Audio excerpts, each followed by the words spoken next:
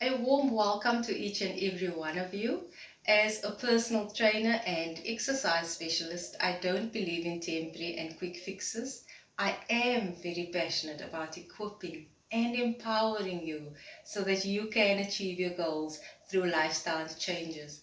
I am busy with the intermittent fasting series, and today I'll be talking about how to ease your body into intermittent fasting. Fasting is often thought of as starvation, and many people find it hard to grasp the thought of going without food for any period of time. But fasting is a conscious decision made for the purpose of giving your body and digestive tract a physiological vacation, giving it a break, a bit of a holiday. And abstaining from food has profound benefits, and you can check out my video on the benefits of intermittent fasting. So how do you ease into intermittent fasting? I encourage you to start by going low carb and low sugar, and this avoids you from going on that crazy blood sugar roller coaster, because when you consume more carbs than necessary to meet your daily energy requirement, the excess glucose has to be transported and it needs to be stored somewhere. And insulin helps convert the excess carbs that you eat either into glycogen or it will get stored as fat.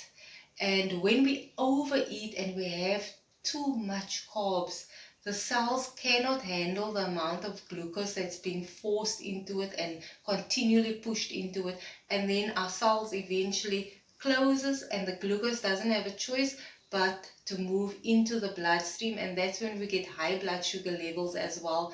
And on top of that, we eat meal upon meal, 3 to 6 to 8 meals. We eat snacks, we eat sweet things, and due to the huge excess of carbs in our meals, we become insulin resistant.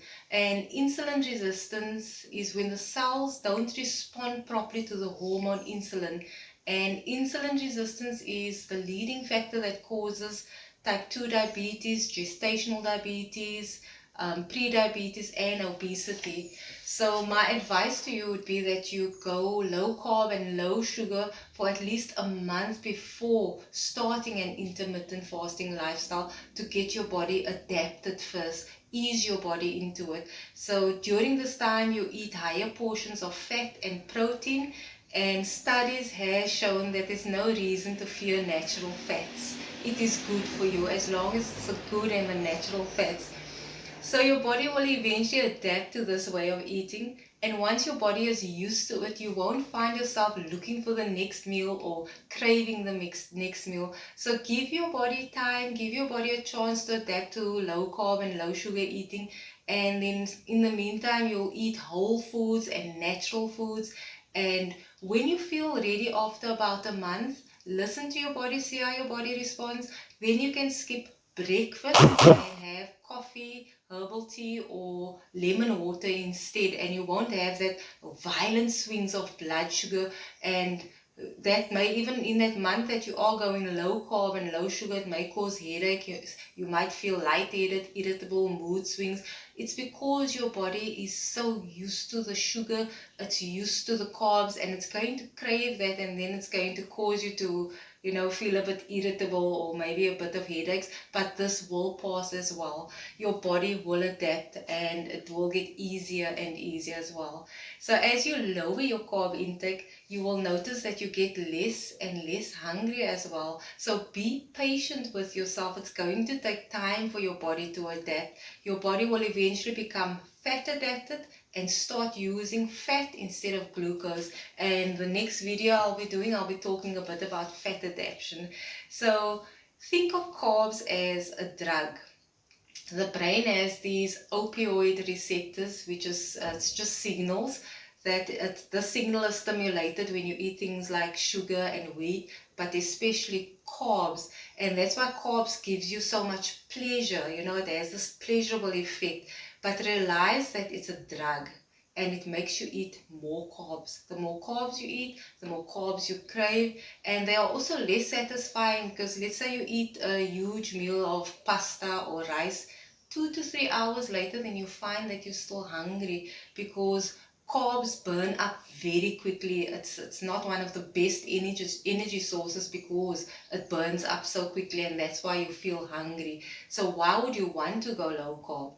Because eating high carb increases and promotes insulin, and when you increase insulin, you prevent fat burning and it makes you hungry. So I told you the last time I spoke about, we eat foods, and it's not just the food we eat, but the food we eat, but the hormones that it triggers as well. And one of the hormones that the food triggers, it's called leptin. So every time you eat, your body makes this hormone called leptin, which is a satiety hormone. This hormone lets you know, I'm full, I had enough to eat. And then what leptin does, it signals the hypothalamus, which is a small part in our brain, and the hypothalamus releases hormones, it regulates temperature, controls appetite. It has a lot of function, but the hypothalamus also releases hormone. So leptin will signal the hypothalamus to tell it, right, I'm full now, I had enough to eat, and that's when we stop eating.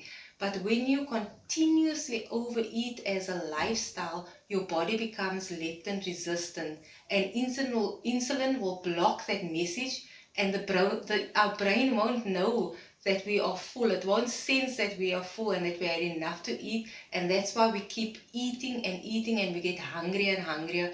And the other thing that is also triggered is ghrelin. That's the hormone that tells us that we are hungry, and then that signal also gets messed up, and we become ghrelin resistant. So we feel hungry all the time, and when we are full, we don't know that we are full. We continuously eat and eat and eat.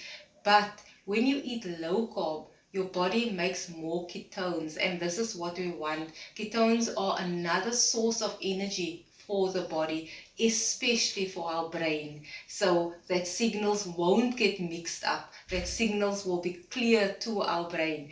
Ketones are produced when you don't have enough insulin in your body to turn sugar or glucose into energy. You need another source, so your body uses fat instead. And what I am saying is that when you eat low carb and you eat low sugar, there is not enough sugar, glucose in the body for the body to draw fuel and energy from it. So what it does is it looks for another source of fuel, and that source of fuel will be the ketones, which is the fat, and that's what we want. So it starts eating on the stored fat, and that is exactly what we want by eating low carb and low sugar as well. So when the body and the brain have enough energy from the ketones, then the ketones act to reduce hunger, and you don't feel hungry anymore.